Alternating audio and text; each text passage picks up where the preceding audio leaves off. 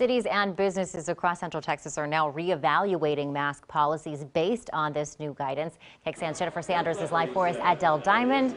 We're no longer required to wear a mask whether you're vaccinated or not. Jennifer.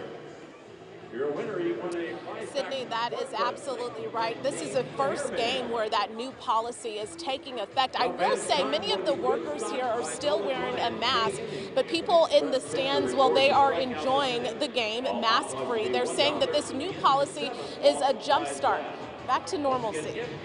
It's a new season here at the Dell Diamond.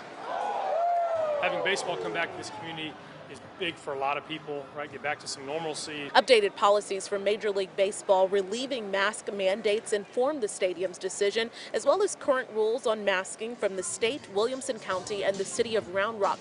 But management says it's a personal choice. Our home run porch right now, Section 110, 111 will remain socially distanced, at least for the time being, so people can still choose their comfortability if they want to get back to baseball or just not quite ready to do it at full capacity. In Austin, the mask mandate is still in effect. Health officials say they are evaluating the new CDC guidance and will issue new masking and distancing guidelines soon.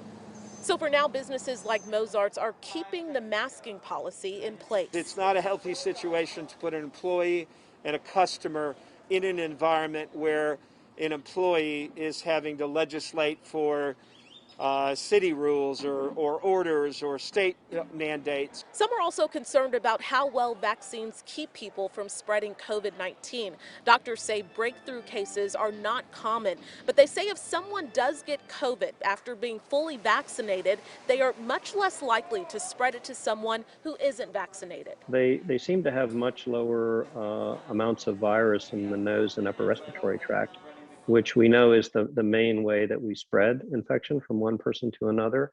And that's believed to be one of the reasons that we don't spread it as easily when we get it after vaccination.